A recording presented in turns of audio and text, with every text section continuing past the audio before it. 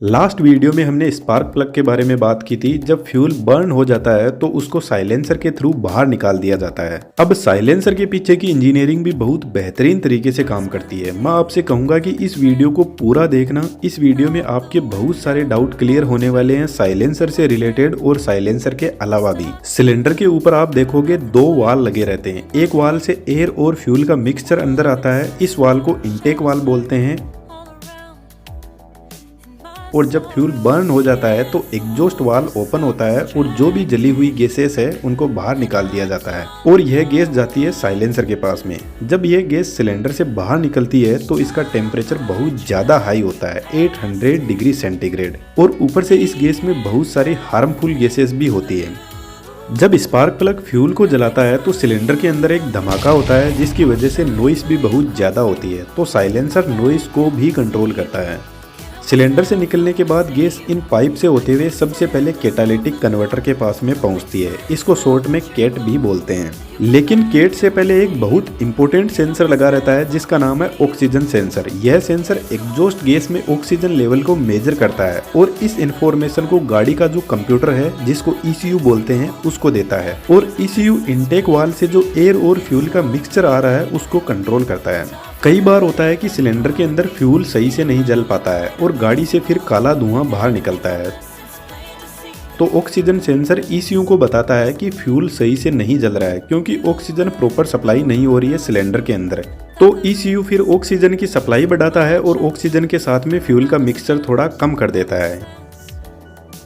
यदि यह सेंसर खराब होता है तो गाड़ी का माइलेज भी खराब होता है। ऑक्सीजन सिलेंडर से होते हुए गैस कैटालिटिक कन्वर्टर के पास में पहुंचती है। कैट सिलेंडर के पास में ही लगा रहता है क्योंकि इसको काम करने के लिए हाई टेम्परेचर की जरूरत पड़ती है। तो जब गैस कैट के पास पहुंचती है तो इसका टेम्परेचर 400 डिग्री सेंटीग्रेड होता है। इससे कम टेम्परेचर में यह काम नहीं करता। इस कन्वर्टर के अंदर बहुत सारे ऐसे डक्ट बने रहते हैं और यह डक्ट प्लेटिनम, रोडियम और पैलेडियम जैसी महंगी मेटल से बने रहते हैं। इसलिए कैटालिटिक कन्वर्टर गाड़ी का एक कॉस्टली इक्विपमेंट होता है। जब सिलेंडर से गैस बाहर निकलती है तो उसमें बहुत हार्मफुल गैस होती है जैसे नाइट्रोजन ऑक्साइड, हाइड्रोकार्बन और कार्बन मोनोऑक्साइड। जब यह गैस कैट के इन डक्ट से होते हुए बाहर निकलती है तो यह रिएक्शन करके लेस हार्मफुल गैसेस जैसे नाइट्रोजन, वाटर और कार्बन डाइऑक्साइड में बदल जाती है। इसलिए आपने कई बार देखा होगा कि गाड़ियों के साइलेंसर में से पानी निकलता है क्योंकि कैटालिटिक कन्वर्टर में जब रिएक्शन होती है तो हाइड्रोकार्बन ऑक्सीजन से रिएक्शन करके वाटर और कार्बन डाइऑक्साइड में कन्वर्ट हो जाता है। कैट कन्वर्टर के आगे एक और ऑक्सीजन सेंसर लगा रहता है। यह सेंसर भी ऑक्सीजन सेंस करके ECU को देता है और ECU इस डेटा को फर्स्ट ऑक्सीजन सेंसर से कंपेयर करती है और चेक किया जाता है कि कहीं फर्स्ट सेंसर कोई मिस्टेक तो नहीं कर रहा है। इसके बाद में कैटालिटिक कन्वर्टर एक महंगा इक्विपमेंट होता है, इसलिए second oxygen sensor catalytic converter की एक्यूरेसी भी चेक करता है। और जब कैट कन्वर्टर खराब हो जाता है तो इन्हीं सेंसर के डेटा कंपैरिजन से हमें गाड़ी की स्क्रीन पर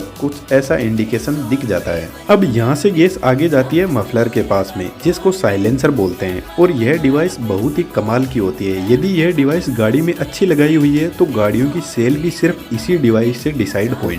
साइलेंसर नॉइस को कंट्रोल भी करता है और उसको ट्यून भी करता है। कार स्पोर्ट कार जैसी आवाज निकालेगी या नॉर्मल आवाज निकालेगी यह साइलेंसर पर डिपेंड करता है। हालांकि यहाँ पर गाड़ी के इंजन की स्पेसिफिकेशन भी मैटर करती है, लेकिन फिर भी कुछ लोगों को आपने देखा होगा एकदम नॉर्मल बाइक में साइलेंसर बदलवा कर उनकी आवाज स्पोर्ट बाइक जैसी बना देते हैं। अब दोस्तों आपके लिए एक क्वेश्चन है, हम जिस इंजन की बात कर रहे हैं वो पेट्रोल इंजन है या डीजल इंजन है? कमेंट बॉक्स में जरूर से लिखना। यदि आपने लाइफ अड्डा के पीछे के वीडियोस देखे हैं तो आपको इस क्वेश्चन का आंसर जरूर से पता होगा।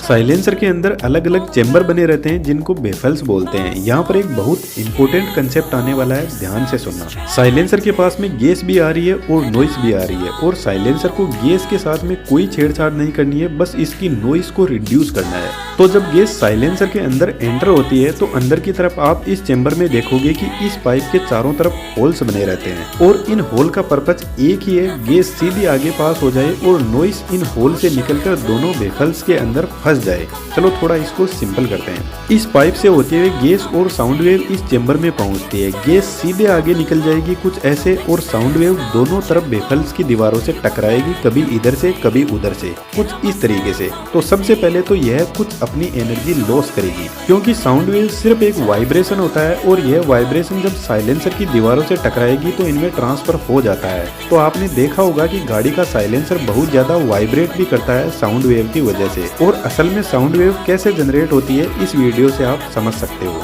अब यहाँ पर एक इम्पोर्टेंट कंसेप्ट आता है, जैसे मान लो एक साउंड वेव आई, पहले इधर वाले वेफल से टकराते हुए कुछ इस टाइप का शेप बनाएगी, फिर दूसरी साउंड वेव आई और उसने कुछ ऐसा शेप बनाया। अब आप देखोगे दोनों साउंड वेव एक दूसरे के जस्ट ऑपोजिट है, और जब दोनों साउंड वेव एड होगी तो एक दूसरे को कैंसिल आउट कर देगी, और इसी चीज को नॉइस कैंसिलेशन बोलते हैं। आपने बहुत सारे हेडफोन या माइक्रोफोन में लिखा हुआ देखा होगा कि इनमें नॉइस कैंसिलेशन होता है। तो उनका बेसिक मतलब यही होता है कि उनमें चेम्बर्स बने रहते हैं, और मेन साउंड के अलावा जो एक्स्ट्रा साउंड होती है उसकी ऑपोजिट साउंड वेव को प्ले करके उसको कैंसिल आउट कर दिया जाता है। तो साइलेंसर के अंदर वेफल्स की डिजाइन भी इसी तरीके से होती है, यहाँ पर ऑपोजिट साउंड वेव को स्ट्राइक करवाकर उनको कैंसिल आउट कर दिया जाता है।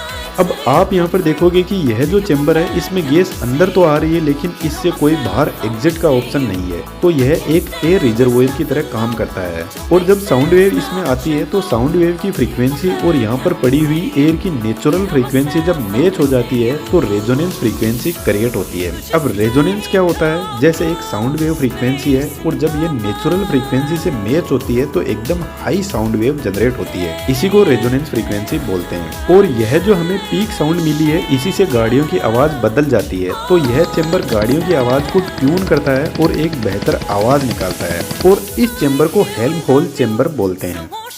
फिर इसके बाद में साउंड वेव इधर से होते हुए इस चेंबर में पहुंचेगी, और यहाँ पर भी सेम वही प्रोसेस होगी नॉइस कैंसिलेशन की। तो हेल्महोल्ट्ज चेंबर नॉइस को ट्यून करते हैं और वेफल्स नॉइस कैंसिलेशन करते हैं। हमने जो मफलर की बात की है वह एक टर्बो मफलर है जो आजकल मोस्टली यूज होता है। इस तरीके से इन सभी चेंबर में नॉइस कैंसिलेशन का काम होता है, और फाइनली गैस बाहर निकलती है। अब कुछ गाड़ियों में 2 मफलर भी होते हैं, कुछ में एक ही होता है। यह गाड़ी के इंजन पर डिपेंड करता है, और मफलर से गैस टेल पाइप से होते हुए बाहर निकल जाती है, और जब गैस बाहर निकलती है तो इसका टेम्परेचर 100 डिग्री सेंटीग्रेड तक पहुंच जाता है।